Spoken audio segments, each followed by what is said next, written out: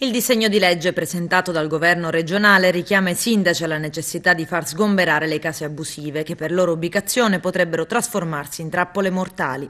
In particolare la giunta Musumeci ha proposto un disegno di legge in cui i sindaci avranno un fondo di rotazione ma dovranno demolire le case abusive, pena decadere dalla carica di primo cittadino. Questa è la notizia ormai di qualche giorno fa, nata e pensata affinché tragedie come quella della famiglia di Casteldaccia o dei coniugi arrivati a Cammarata dalla Germania o del dottore morto mentre andava al lavoro a Corleone non possano ripetersi. 13 vite spezzate dal maltempo.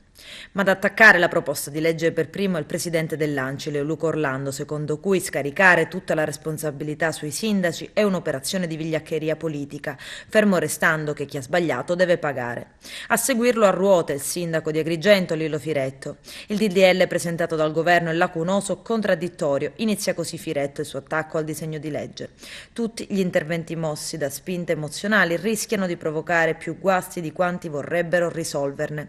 Poi il primo cittadino di Agrigento argomenta sottolineando che non solo potrebbero verificarsi diversi ricorsi al TAR, ma che la lacuna sta nel fatto che nelle zone a pericolosità molto elevata del PAI, piano per l'assetto idrogeologico, non ricadono soltanto immobili abusivi non sanati, ma anche immobili realizzati legittimamente in periodi antecedenti alla redazione del PAI, ovvero gli immobili già sanati che evidentemente continuerebbero ad essere abitati e utilizzati pur in costanza di pericolo. Ma sul coro delle polemiche e dello scaricabarile si innalza una comunicazione certa, un obbligo a cui adempiere. A tirare le orecchie ai sindaci ci pensa il procuratore della Repubblica di Agrigento Luigi Patronaggio, che in una lettera indirizzata ai sindaci e ai dirigenti degli uffici tecnici comunali ricadenti nel circondario del Tribunale di Agrigento scrive: «Occorre procedere ad un'urgente ricognizione degli immobili abusivi ricadenti entro la fascia dei 150 metri dai corsi d'acqua o costruiti spregio a dei vincoli idrogeologici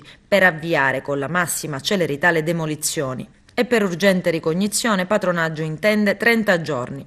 Poi argomenta: i recenti tragici fatti di Casteldaccia e Cammarata, pur innescati da particolari avverse condizioni meteo, impongono una particolare attenzione per la demolizione degli immobili abusivi. Insomma, ad interrompere il valzer della discordia ci pensa la magistratura.